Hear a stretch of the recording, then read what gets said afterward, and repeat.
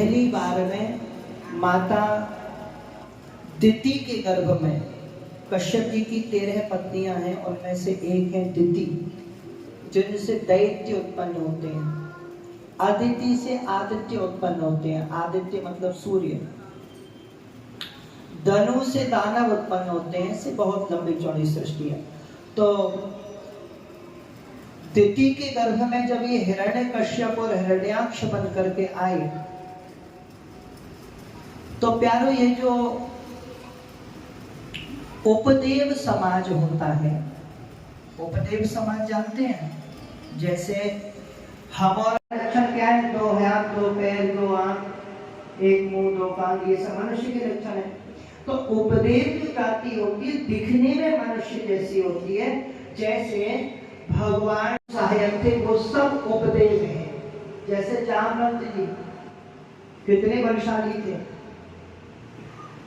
हैं रीछ पर 2 पैरों पे खड़े होकर चलते हैं, वानर के भालू के रूप में। और उनकी बेटी जागवती जैसे भगवान की तरह शहरों में गांवों में घर बना करके ऐसे नहीं रहते, पर ये लोग जहां रहते हैं वहां भी महल बना करके रहते हैं। ये गुफाओं में जानवरों की तरह नहीं रहते, ये महल बनाते हैं। जैसे हम लोग महलों में रहते हैं, बढ़िया स्विमिंग पूल है, होम थिएटर है और 50 सुविधाएं लगाते हैं, वॉलपेपर वगैरह के लगाते हैं, 3D टाइल्स लगाई बढ़िया। ऐसे ये लोग भी, पर हम मनुष्यों से इनमें कुछ शक्तियां अधिक होती हैं। जैसे ये लोग उड़ सकते हैं, ये लोग कहीं से भी कहीं गायब होकर कहीं प्रकट हो सकते हैं, ये लोग आकार बड़ा छोटा कर लेते हैं। राक्षस पैदा हुआ 5 साल में ऐसा लगेगा जैसे वो पता नहीं कितने साल का है। और जो स्त्रियां होती हैं उपदेव समाज की, इनमें भी विशेष शक्ति होती है। ये लोग गर्भ धारण जब करती हैं तो इनमें ऐसी शक्ति होती है जो मनुष्यों की स्त्रियों में नहीं होती। ये क्या करती हैं, जैसे अगर इनका मन है कि हमने अभी गर्भ धारण कर लिया तो 2 मिनट में हम बालक को जन्म दे दें, तो ये दे सकती है। या फिर ये चाहे कि चलो हम 100-200 वर्ष रोक लें फिर जन्म दें, तो ये वैसा। तो दधार वर्षाण शतम, माता दिति ने 100 वर्षों तक गर्भ धारण किया। अच्छा, आप कहेंगे कोई माँ ये क्यों चाहेगी कि 100 वर्ष तक भय के कारण? एक बार की बात है, महर्षि श्री कश्यप मुनि यज्ञ में दीक्षित होकर के बैठे हुए थे। यज्ञ का विश्राम हुआ, सायंकाल का समय हुआ। दिति के मन में संतान की कामना आई, तो ये अपने पति कश्यप के पास गई और बोली मुझे संतान चाहिए। श्री कश्यप जी ने समय देखा, सायंकाल का समय है, तो श्री कश्यप जी ने समझाया देवी ये जो समय है, सायंकाल के समय सोना, मैथुन करना, भोजन करना या अध्ययन करना ये सब नहीं करना चाहिए। सायंकाल के समय केवल भगवान का स्मरण करें, भगवान का भजन करें। संध्या काल कौन सा होता है? जब दोनों समय मिलते हैं, सूर्यास्त का समय, गोधूली बेला का समय। दिति नहीं मानी, पीछे पड़ गई, वस्त्र पकड़ लिया। कश्यप जी ने बहुत समझाया, देवी ये भगवान रुद्र इस समय में सायंकाल के समय विचरते रहते हैं, घूमते रहते हैं। जो व्यक्ति सायंकाल के समय अपराध करते हैं स्वयं रुद्र उसे दंड देते हैं। और सायंकाल के समय यदि पति पत्नी मैथुन क्रिया करते हैं तो संतान निश्चित राक्षस होती है, निश्चित। ये शास्त्रों का नियम है। ना माने कोई तो देख ले राक्षसों को, आजकल बहुत हो रहे हैं। कश्यप जी ने सोचा फिर जैसे आपकी की इच्छा। कश्यप जी इनकी इच्छा को पूर्ण करके जब शुद्ध हुए तब दिति को थोड़ा होश आया, पश्चाताप हुआ।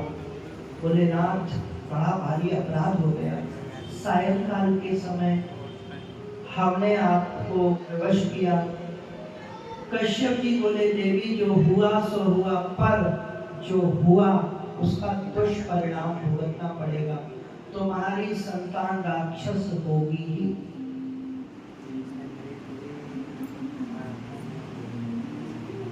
प्रभु अपराध हो गया, कोई तो उपाय होगा। बोले ठीक है, जिससे कोई भूल ना हो, भगवान वही है। भूल हो, भूल का भान ना हो, हैवान वही है। भूलों के रहते जिसके चित्त में चैन नहीं आए, इंसान वही है। कोई बात नहीं। यदि आपके मन में पश्चाताप है तो चिंता ना करो, पुत्र तो राक्षसी होंगे पर एक पौत्र तुम्हारा कल्याण का नहीं होगा। प्रहलाद जी की ओर संकेत था। अब दिति को भय लगे कि कहीं ऐसा ना हो मेरी संतान हो और रुद्र उसको आके मार दे। इसीलिए भय के कारण इन्होंने 100 वर्षों तक गर्भ धारण किया। परंतु इनके गर्भ में साधारण व्यक्ति तो थे नहीं, साक्षात भगवान के पार्षद थे। गर्भ से तेज प्रकट होने लग गया है। इतना तेज हुआ कि देवता लोग भी संतप्त हो गए, तपने लगे उस तेज से। घबरा गए कि दिति के गर्भ में कौन है। पूज्य श्री ब्रह्मा भगवान की शरण में पहुंचे हैं, श्री चरणों में प्रणाम किया। गुरुदेव प्रभु कृपा करें, ये कौन है दिति के गर्भ में। तब ब्रह्मा जी ने पूरी जय विजय की कथा सुना करके कहा चिंता मत करो, ये भगवान के पार्षद ही हैं, भगवान ही इनका उद्धार करेंगे। तो 2 बेटा हुए, हिरण्यकश्यप और हिरण्याक्ष।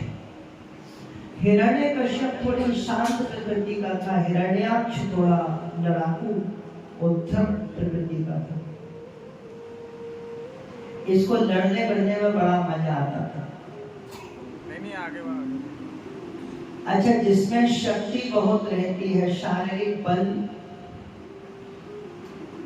उसको लड़ने बढ़ने का बड़ा मन करता रहता है, यदि प्रवृत्ति में थोड़ा राक्षस बना होता।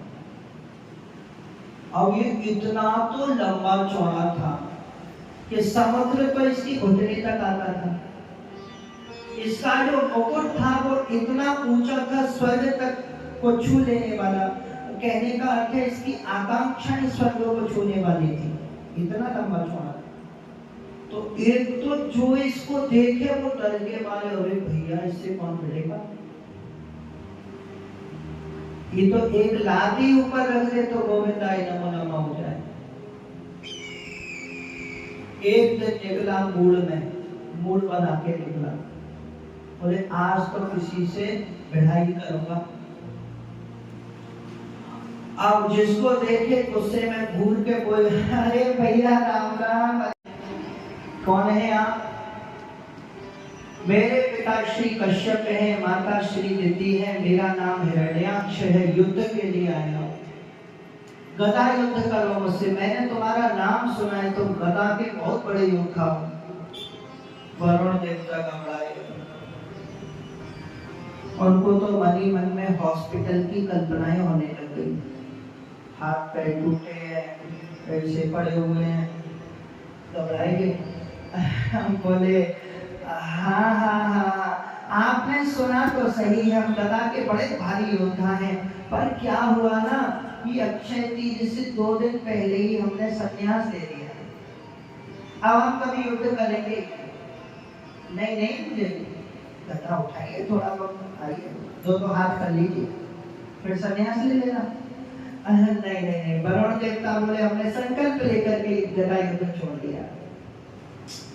अरे हम तो बहुत आशा से आए थे, कोई और योद्धा है। बोले हाँ, एक योद्धा है, उसका नाम है विष्णु।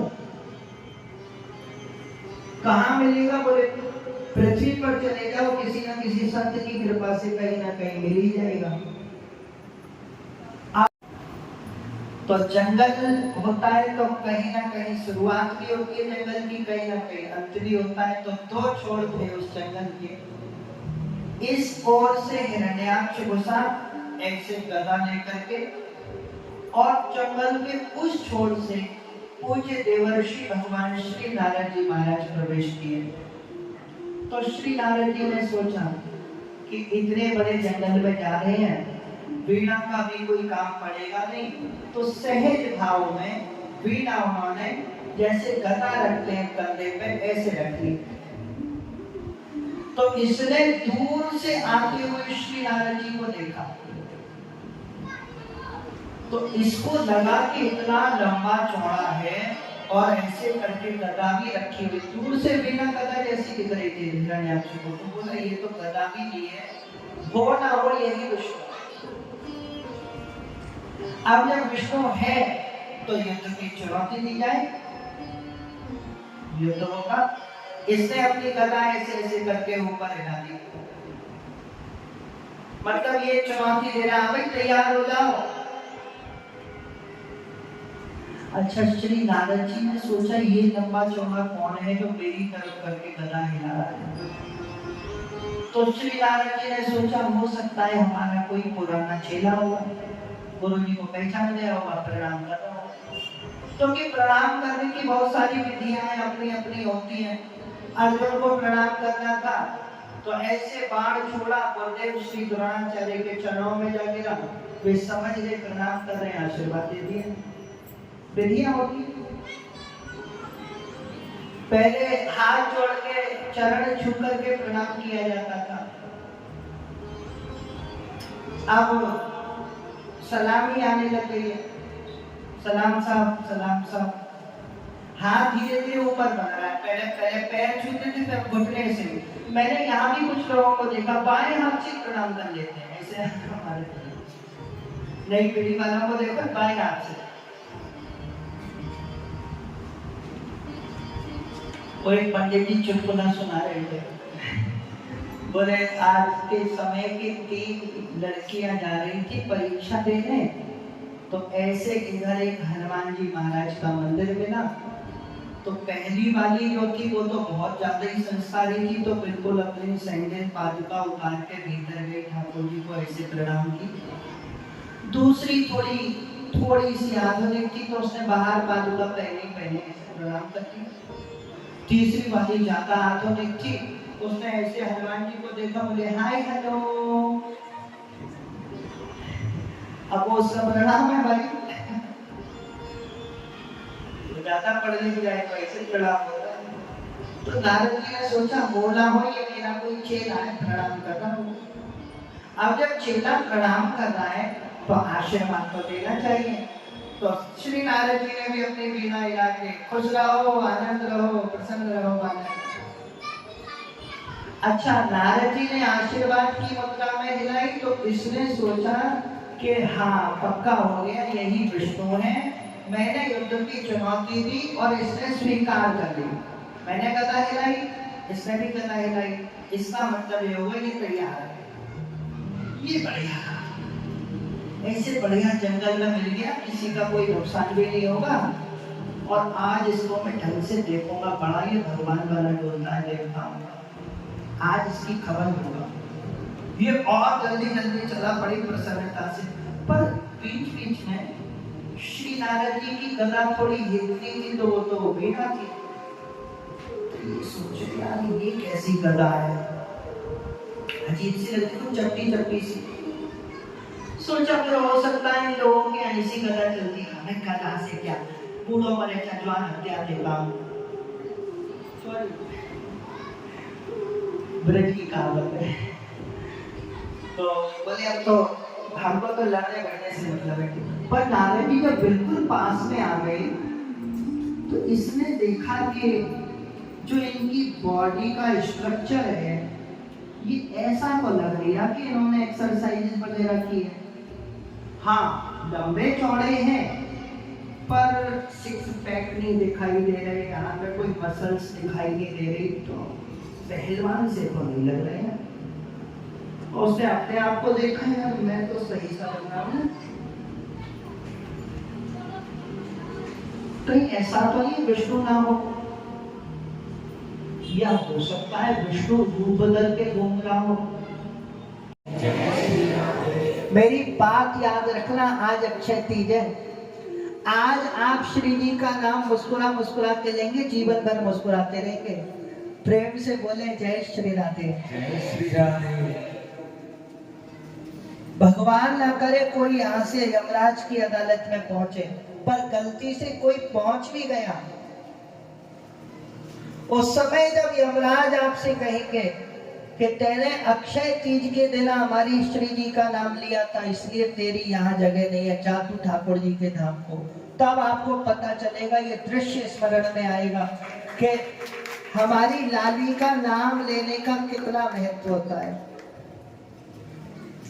प्यारे भक्तजन गाते हैं, तू टेढ़ो तेरी टेढ़ी रे नजरिया, तू टेढ़ो तेरी टेढ़ी रे नजरिया, तू टेढ़ो तेरी टेढ़ी रे नजरिया, तू टेढ़ो तेरी टेढ़ी रे नजरिया, टेढ़ो वृंदावन टेढ़ो टेढ़ो, गोकुल टेढ़ो टेढ़ो वृंदावन टेढ़ो टेढ़ो, गोकुल टेढ़ो टेढ़ो वृंदावन टेढ़ो टेढ़ो, गोकुल टेढ़ो टेढ़ो वृंदावन टेढ़ो टेढ़ो, तेरी मथुरा नगरिया,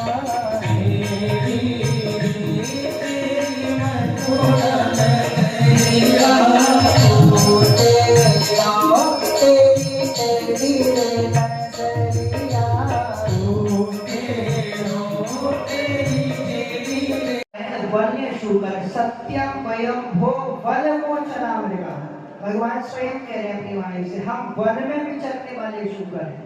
ठीक, पहली बात। दूसरी बात, हमारे भगवान नारायण को क्या भोग लगेगा ये हमारे शास्त्र बताएंगे, तो नहीं बताओगे। प्यारो, एक दिन हमने बोला था, आप लोगों ने ध्यान दिया होगा कि टॉफी, चॉकलेट, पिज्जा, बर्गर, ये सब का भोग भगवान को कभी नहीं लगाना चाहिए। ये बिस्किट वगैरह पता नहीं क्या क्या रख देते हैं, कौन कौन ने कैसे कैसे हाथ लगा के क्या क्या बनाए, कैसी पैकिंग कर लिया, राम जी जाने। आप तो अपने भाव से चाहे रूखा सूखा कुछ भी बना के भोग लगा दीजिए, वो ठीक है। तो हमारे भगवान को भोग क्या लगना चाहिए, क्या नहीं लगना चाहिए, ये निर्णय शास्त्रों में। इनको क्या भोग लगता है सुनो, इनको तुलसी दल डाल करके वही भोग लगता है जो राम कृष्ण को लगता है। ये शास्त्र की मर्यादा है। तो इसीलिए प्यारो, आजकल लोग मजाक बहुत उड़ाने लग गए सनातन धर्म का। ओ माय गॉड वगैरह मूवी देख देख करके अपने आप को बड़ा बुद्धिमान समझते हैं लोग, और फिर तर्क करते हैं बड़े मुस्कुरा मुस्कुरा के व्यंग कर करके, और ऐसे लोगों को खींचने में हमें बड़ा आनंद आता है। हाँ, हमारे लपेटे में कभी कोई फंस जाता है बेचारा, फिर नहीं आता बाद में लौट करके। उसका क्या है प्यारो, हम और आप लोग देखिए, हमारे जो पूज्य श्री सतगुरुदेव भगवान है, आप लोग जानते होंगे, पूज्य श्री मलुकपीठ वाले महाराज श्री, और वे प्रत्येक वैष्णव का कितना सम्मान करते हैं। किसी भी संप्रदाय का कोई भी वैष्णव हो, हमारे गुरुदेव भगवान उसका पूर्ण सम्मान करते हैं। तो अब बन जाए, बर्तन बन जाए, ये शेर बन जाए, मछली बन जाए, ये किसी भी रूप में हो, हमारे हैं, और हमारे हैं बड़े प्यारे हैं। ये हम सनातनियों का सिद्धांत। और देखिए, संत श्री नामदेव जी की कथा आप लोगों ने सुनी होगी। प्रसाद सिद्ध किया तो फुल्का माने रोटी लेकर के भागा कुत्ता, तो घी की कटोरी लेके दौड़े। अरे प्यारे, कहाँ सूखी सूखी खींच रहे हो, लो घी लगाओ। श्वान के रूप में नारायण आए, वो पहचान गए। एक बार रामदेव जी के घर में आग लग गई, अगली के रूप में भगवान आए हैं, पहचान गए मेरे कन्हैया आए। तो सारे गांव वाले तो भागे इनके आग बुझाने के लिए। अरे की आग लग गई, नामदेव की झोपड़ी में आग लग गई। पर नामदेव जी ने देखा, आज तो मेरे ठाकुर जी अग्नि रूप में पधारे, भाई देखो अग्नि नीचे से जो थी ना वो तो नीली नीली थी और ऊपर से पीली पीली थी। तो इन्होंने सोचा कि नील वर्ण के नील सरोवर नीलमणि नील नीलधर श्याम लाजहि तन शोभा निरख कोटि कोटि सतकाम। मेरे नीलमणि प्यारे प्रभु पीठ पीतांबर धारण करके अग्नि के रूप में पधारे हैं। तो ल्यो स्वाहा ल्यो चेरी ल्यो भोगे सब जगाने लगे। अरे लोगों ने तो पागल हो गए। अरे बोले तुमको हम पागल दिख रहे, हमारे नारायण आ रहे, हमको भोग लगा रहे। ये सब कथाएं हमको बताती हैं कि भगवान किसी भी रूप में आए प्रेमी पहचान लेता है, और भगवान साक्षात भगवान के रूप में आए तब भी दुर्योधन जैसा मूर्ख और रावण जैसा महामूर्ख नहीं पहचान पाता है, नहीं पहचान पाते कि साक्षात नारायण। देखो जी, कोई यदि किराए पे रहता हो